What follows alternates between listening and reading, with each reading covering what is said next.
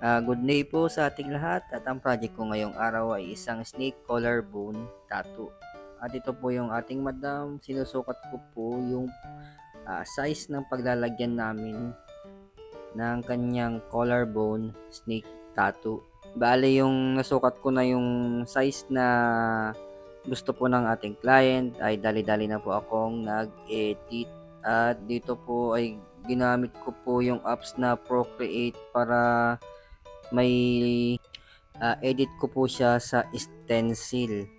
Yan, ganyan po ako pag nag-edit para mas kitang-kita ko po yung design at may palabas ko po yung pagka-stencil ng ginagawa kong tattoo. At nagpi-print po talaga ako ng iba-ibang size para in case na maliit yung design na print ko ay hindi na ako uulit.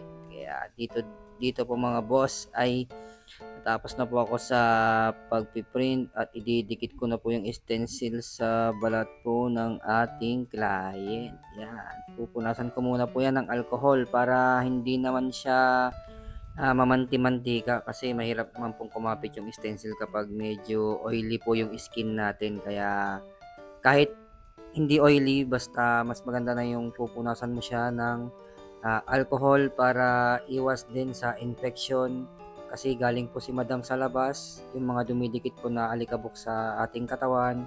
Kaya kailangan malinis po yung paglalagyan natin ng stencil yan. Halos pa selfie-selfie lang po yung ating madam. Itignan po niya kung tama ba yung nilagay kong abang dun sa ginagawa naming design. Bali yan, yung nakuha na po namin yung tamang sukat at yung gusto po ng ating madam na placement ng kanyang tattoo ay yan na po yung final na stencil design na dinikit po namin. Yan, bali lalagyan po muna natin ng tissue para hindi naman po madumihan yung damit ng ating madam kahit kulay brown po yan. Mas maganda po na lagyan pa rin po ng tissue para pag may tumalsik na tinta or may napunasan ay hindi po siya malalagyan. Kaya yun po yung tulong ng tissue kapag nagtatato ka sa may part na ito. Bali dito po mga boss ay gumamit po ako ng 3RL para sa liner. Bali sa unang banat po ay puro 3RL lang po ang aking ginamit. Hindi na po ako gumamit ng mga ibang liner. 3RL lang po hanggang matapos. Pero gumamit din po ako dito ng M1. 11M1 para sa shading para hindi ko lang alam kung bakit gumamit ako dito ng 11M1 basta naisip ko lang na gumamit ng 11M1 pero sa totoo lang kayang-kaya na ng 3RL yan pati sa shading siguro dahil medyo hindi mahirapan yung ating madam kasi kapag po pointillism po yung ginawa ko mas lalong tatagal yung session at mas mahihirapan po yung ating client lalo na masakit po sa part na to kaya ginamitan ko na rin po siguro ng M1 para medyo mas mapabilis yung design na ginagawa ko. Hindi naman sa nagmamadali po ako.